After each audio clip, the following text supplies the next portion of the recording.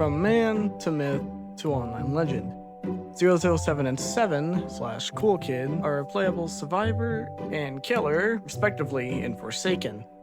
While in real life, Cool Kid was just 7/7's alt account in the Forsaken canon, 007 and 7 adopted Cool Kid. They tried to raise him while dodging his hackerish past, but, well, when Cool Kid went missing in the event of Forsaken, 7/7 couldn't handle it, and it was literally to the point where he, but yeah, you get what I mean. And they eventually both ended up Forsaken, with Cool Kid being basically drowned in a delusion where he's playing a game when he's not. In this video, this little 2-in-1 Halloween special, I'm going to be covering both characters in the same video.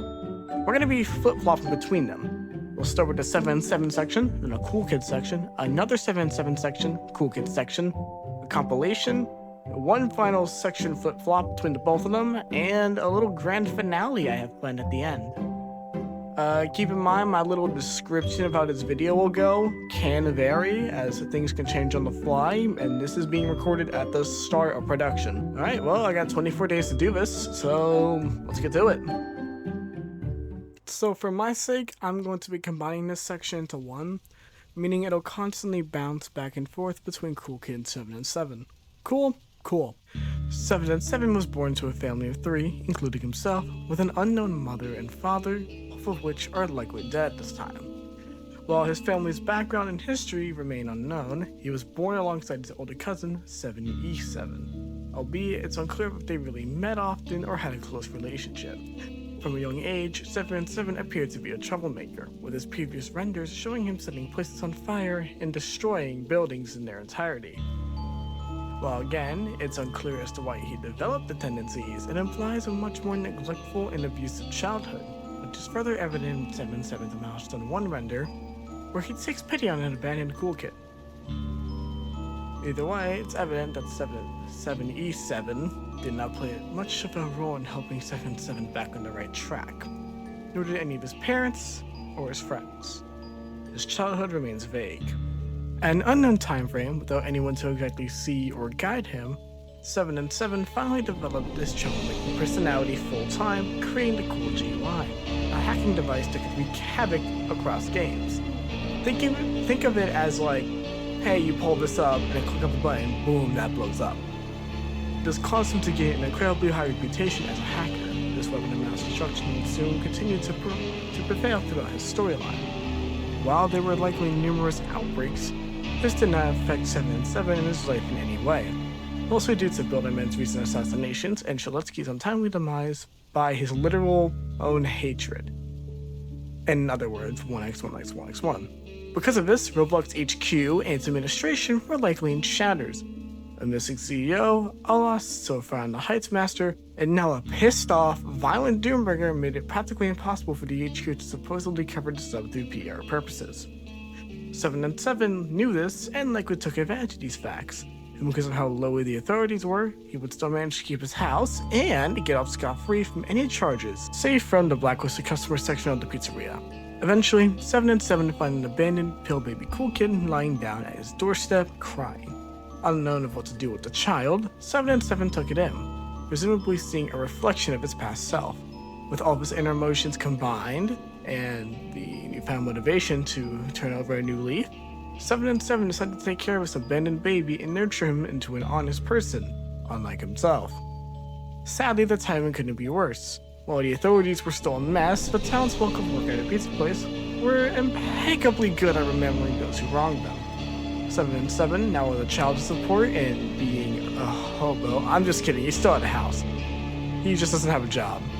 He even tried running a burger stand as depicted by his son at the Cool Carnival. While we don't know if 7 and 7 was ever truly successful, he seemed to be capable enough of making enough money to get by, provide good education to Cool Kid, and even visit other games like natural disasters. Despite having the odds stacked against him, 7 and 7 was finally pushing through and righting the wrongs of his past. However, as his son grew older, he realized just how futile the true escape of his crimes were, and how he was going to experience them firsthand. 7 and 7 eventually began to garner a better reputation, growing in wealth judging by his suit. Because of this, he was allowed to enter back into Builder Brothers Pizza on thin ice. While most of the residents at least accepted 7 and 7, the scars left on Builder Brothers Pizza were completely unmatched, especially if the staff clearly remembered it as bright as day. Trying to act casual, 7 and 7 ordered himself a pizza that he planned on sharing with Cool Kid. Just as he was about to walk away with the pizza, thinking he's about to have a nice meal, Cool Kid all of a sudden, I don't know how the fuck he did this, he pulled out a rocket launcher for fun and shot at the wall. This not only put 7 and 7 back into some deep shit, he was also permanently blacklisted from that point on with no more second chances. Because of the damages caused, 7 and 7 did offer to pay the establishment, but it got so chaotic, eventually the company caved in on itself. 7 and 7's past had, once again, caught up to him, and this time it took even more money. Because of this, 7 and 7 had no choice but to focus himself on his work.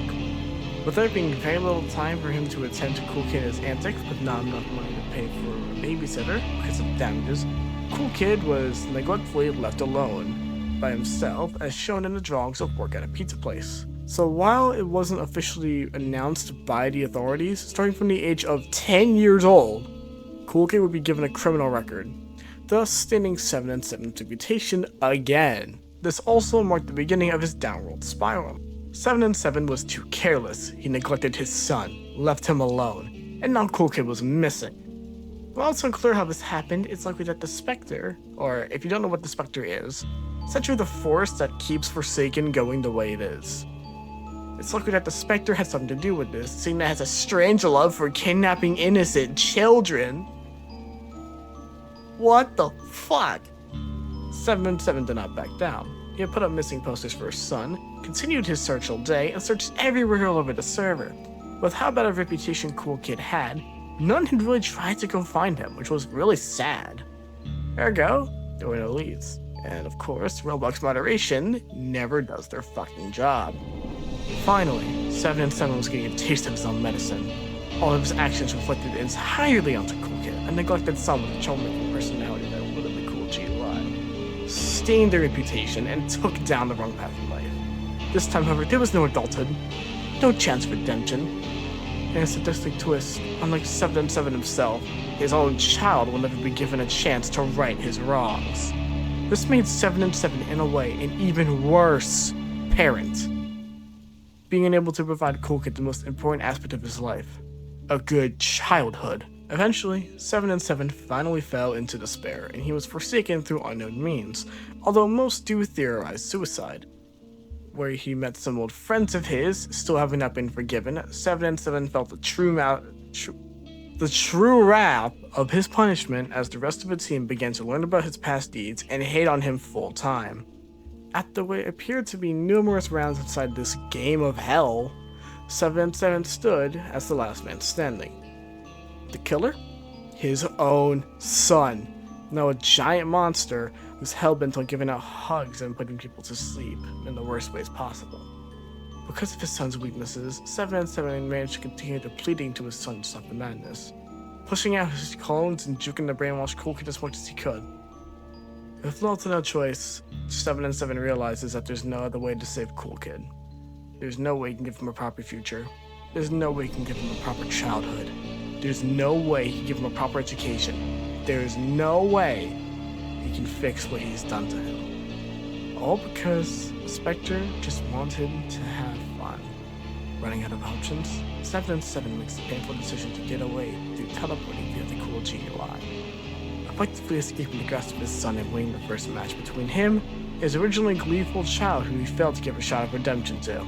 The rest of his timeline is currently unknown. 7 and 7's milestones start from when he gets Cool Kid and they end when he begins falling into a down spiral once Cool Kid goes missing. Milestone 1 shows 7 and 7 when Cool Kid appeared on his doorstep as a pill baby. He dons the iconic glasses along with the black shirt with an image of a cat in the render, brown khaki pants, and a wristwatch with no hands. This skin shares a color palette with 00lk1d. There's also an upside down gubby in the background of his render. Like, did he own a gubby? I mean, I could see him owning one.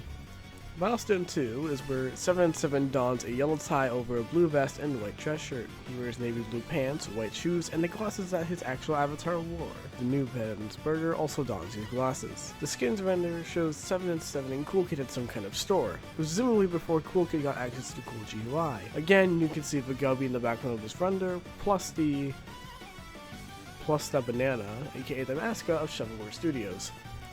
7 and 7 now dons a red tie with his trademark image, and a dark red shirt with a navy blue jacket. He also wears blue pants with red shoes, pink glasses as his actual avatar wore, and he now has a goatee. The new pet on his burger is now red, possibly to represent Cool Kid. This render for the skin shows 7 and 7 at the cashier area of Builder Brothers Pizza, of which Cool Kid has terrorized him with the rocket launcher. Elliot can also be seen in this render. The original design was taken down due to the red band on his arm looking eerily similar to those worn by the, for my channel's sake, the naughty Germans back in World War II. If you know, you know.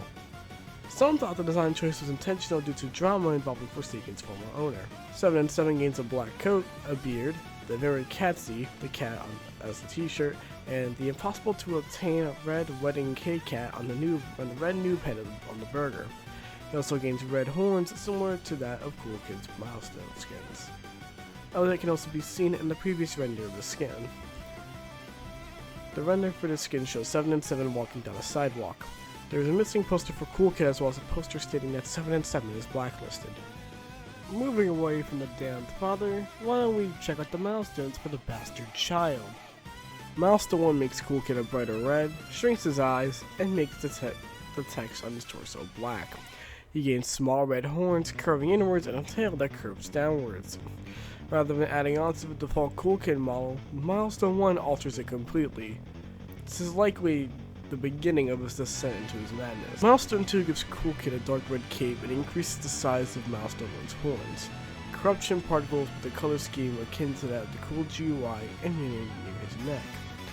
This is likely when he began building his team, and likely where he's slowly going from the illusion of playing to, in the last 2 milestones, he's fully aware of what he's doing and he doesn't care. Milestone 3 gives Cool Kid intense, more sporadic corruption on his arms and shoulders, and black rings with red outlines around his arms to match the Cool GUI.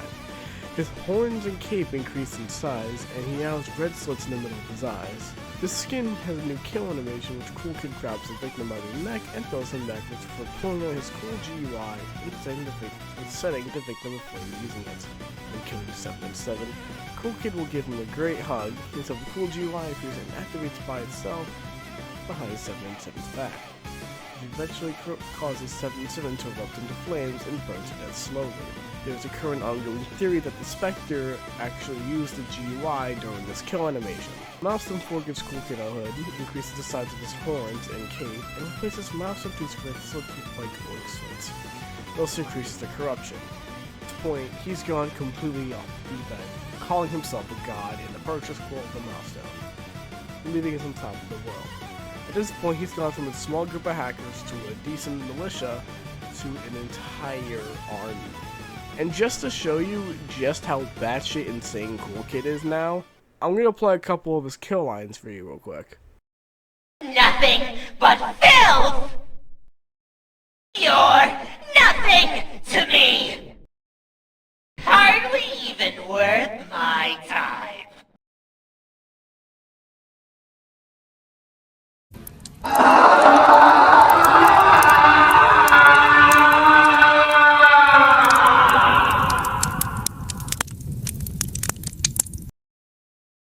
Now, the section name might be a little confusing, but specifically I'm talking about Blue Dude, Pretty Princess, and their respective parents, 11808 and 226W6 in this section, each pair having their own set of lore.